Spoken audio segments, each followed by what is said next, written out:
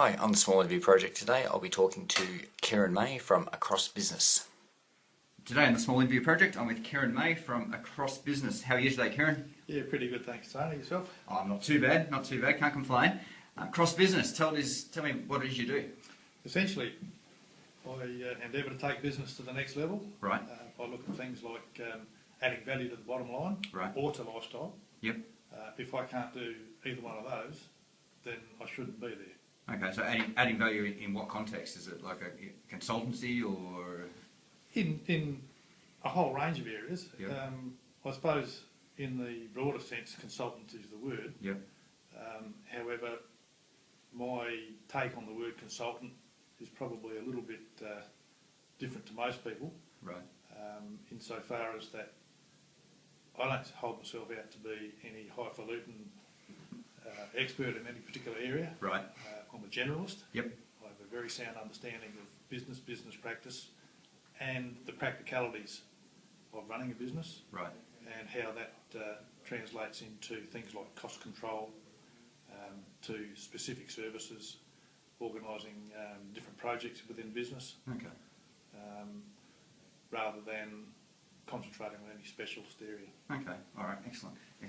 And I saw a sign as I came in, or I heard about this brain space concept you have. Can you tell me a little bit about that? Yeah, it's interesting. Brain space is a concept based on community. Right. And what it's about is bringing people together for the benefit of all. Yep. And it came about much from my interest in Accross Business in, I guess, my philosophy in that if I can't be of benefit, I don't want to be there. I started working with Ross Mackay at Beacon Hill Consulting, who has a similar philosophy. Yep.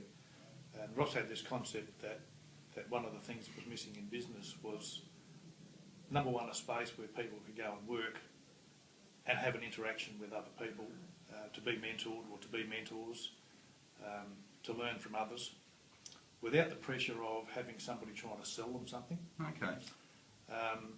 And being prepared to give away a little bit. Right.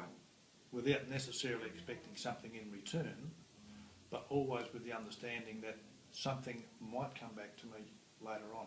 Okay. Similarly, in Accross Business, I'm quite happy to talk to people to help them along the way, with the understanding that sometime down the track I may get some personal reward. Sure. From the services that I provide. As an example of that, I actually do some work with a number of start-up or struggling business people who, through a whole range of reasons, don't have ready cash now to pay me to provide them with a service. Yes. A lot of those services they badly need, things like marketing, finance advice. Yep. In the broadest sense, bookkeeping, those sorts of things, social networking. Yep. They don't have the cash to go out and pay a specialist today. Sure. But my attitude is that if I help them now, I'll keep track of my time. Yeah. They'll understand the time that I spend with them. Yep. And sometime down the track, if and when they come into come into some sort of resources, then they can pay me what they think the value is to their business. It's quite a unique approach. A lot of people sort of wouldn't take that approach. They'd be looking for the immediate commercial gain rather than the longer term relationship. Well, that's exactly right. I'm probably a bit fortunate that I'm a bit long in the tooth, starting to grow around the temples. And I'm in the fortunate situation, whilst I'm not filthy rich and never will be. Yep. I'm in the fortunate situation that if I don't have a paying customer this week, I'm still going to survive quite nicely. Thank you. Yeah. Okay. All right. Interesting. I like the concept of brain space. It sounds very unique in the Canberra market. Everybody should come along and test it out. It's a pretty free and easy sort of a formula that you come in today. If you like what you see, you might spend a week or two, or an hour or two. If it doesn't suit you next week, then it doesn't suit you. You don't pay for it if you don't use it. Okay.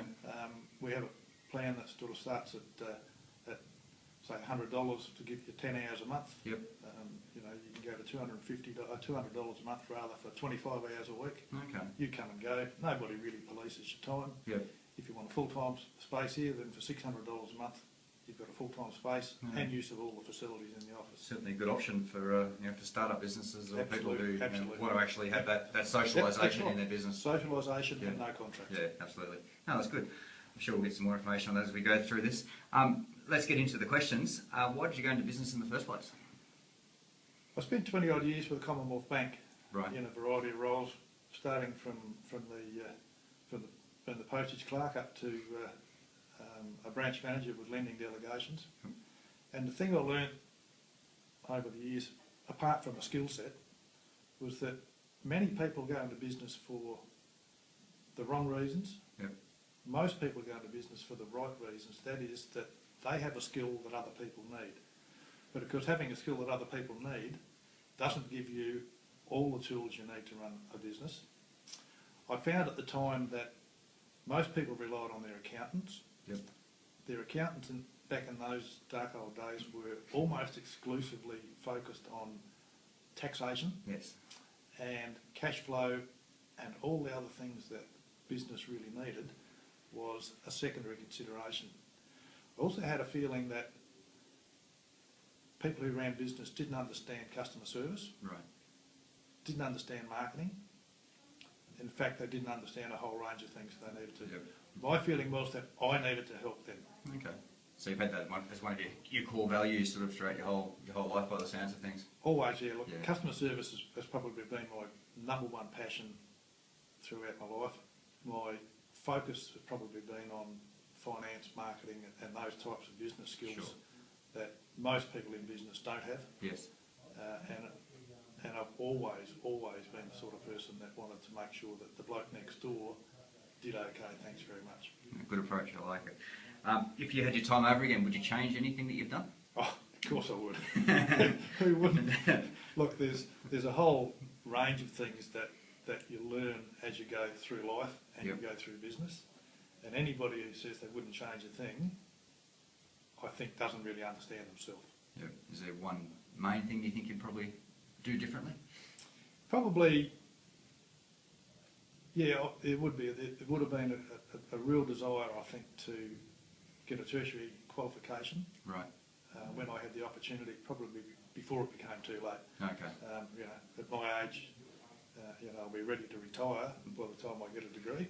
There's still time. There's still time. But having said that, of course, what I have learned over the years is that you don't need a degree to understand business. Absolutely.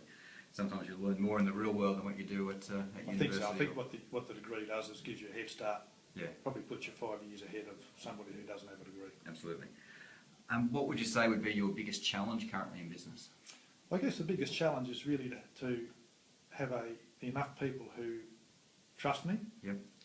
Trust is something that can only be built over the years, and because my background particularly in my banking years meant that a lot of the networks that I established as I went were severed as I moved on to the next job. Yep. So I'm continually working on that trust thing. Yep. People who have dealt with me understand me, and there's a level of trust there. But of course, trust is something that needs to be continually nurtured. Absolutely. And that's the thing. So is that a part of the philosophy behind the whole brain space sort of concept to help sort of get your brand out there? And I guess, yeah. Look, that's a part of it. Yeah. It's not the driver. Yeah.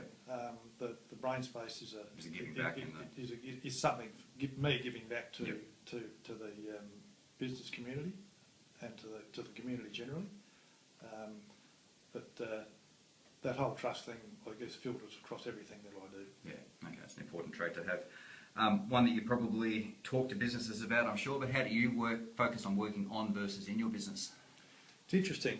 I guess with the sort of work that I do, I don't have a job to do for a client every 5 minutes of the day. Yep. So that gives me the freedom then to focus on, I suppose, developing the business and the concepts and getting the message out there. Yep.